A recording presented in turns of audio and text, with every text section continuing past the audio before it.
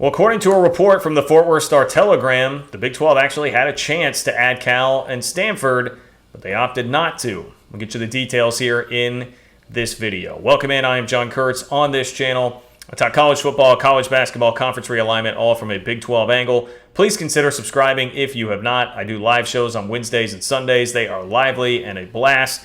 And then sprinkle in some content like this as well. You can support the channel on Venmo. It is John-Kurtz-4. And as always, like the video, leave me a comment in the comment section, even if you hate me and disagree. It's all gravy. Okay, this report comes from Mac Engel of the Fort Worth Star-Telegram, and he is somebody that throughout the realignment game had a report about TCU almost being enticed by the Pac-12 at one point in time to leave, this being over a year ago when this report came out. And I know some disputed some of the validity of that, but I'm just going to present this for what it's worth from Mac Engel of the Fort Worth Star-Telegram. Columnist there is his piece starts like this. As the Pac-12 burned to the ground, the Big 12 had the chance to invite two of its remaining members, Stanford and California. According to Big 12 school officials, the conference contemplated adding the two elite Bay Area schools, but were met with resistance from four members. Who do we think the four members are that brought the resistance to Cal and Stanford coming into the conference? That would be Iowa State, Oklahoma State, K-State, and Texas Tech. Four schools that I think are very similar in terms of what they are and how they think, feel, and operate. Did not want any part of Cal and Stanford in the league. The article goes on to say, having already added Arizona, Arizona State, Colorado, and Utah to the league starting in 2024, one Big 12 official said, quote, "There's no more money.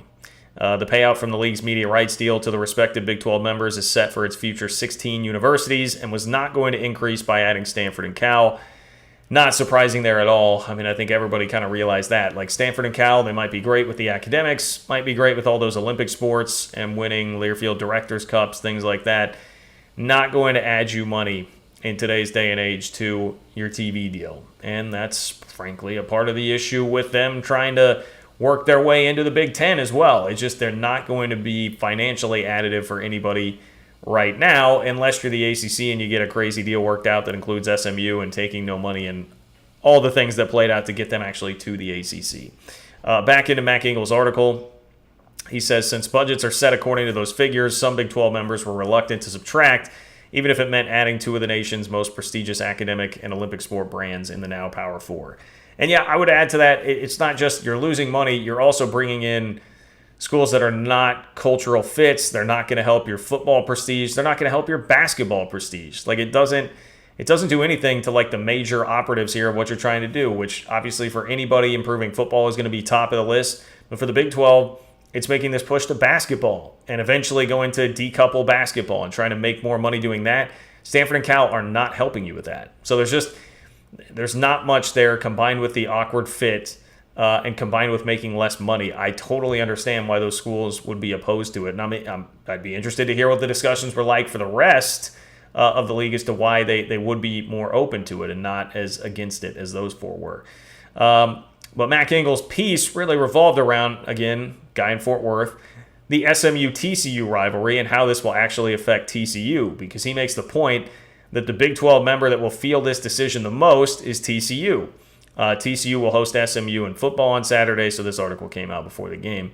But says in a series that is scheduled to end after 2025, when the Big 12 passed on Cal and Stanford, it opened the door for SMU to buy its way into the ACC when the league added all three in a move that will alter SMU's rivalry with TCU and potentially change major conference realignment. So that makes sense. Big 12 passing on Cal and Stanford meant that SMU was able to attach themselves to Cal and Stanford to the ACC and figure out a way to get in, which will now make life a little bit more difficult recruiting in DFW for TCU.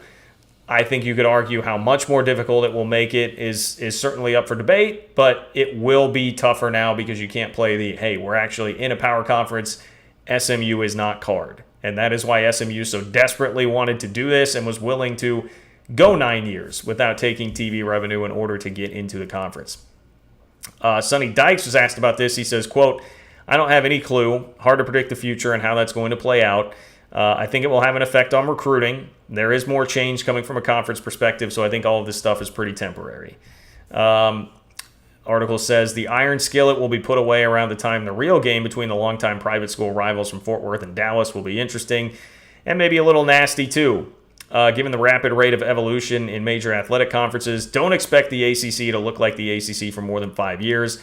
The same can be said of the Big 12. But in these next 5 years, SMU to the ACC is seismic.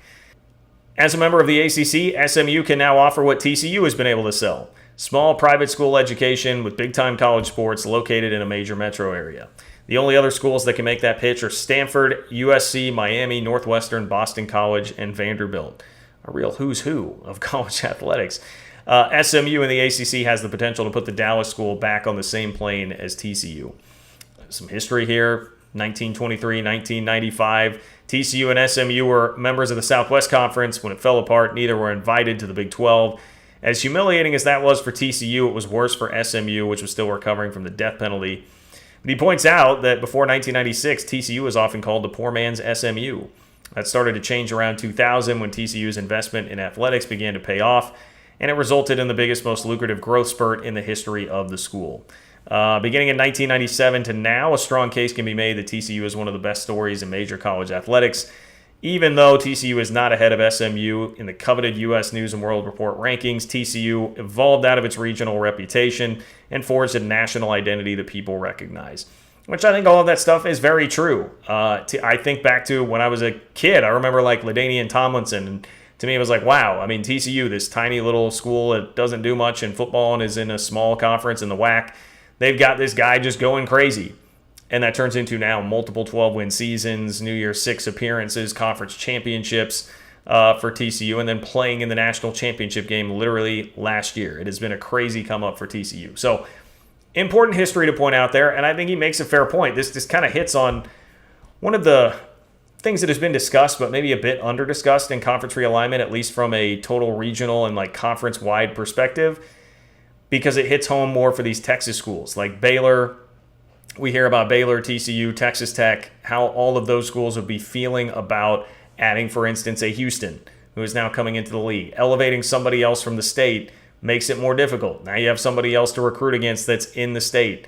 SMU obviously being right there in TCU's backyard. Now you have another power school team in the state.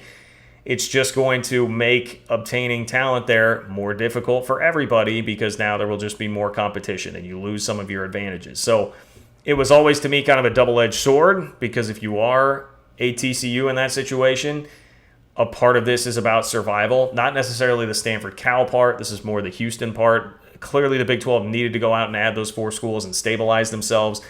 So if you want that long-term stability and a long-term future, you kind of needed that to happen. But at the same time, there is a piece of you that's like, well, this will also make things a little bit more difficult for us.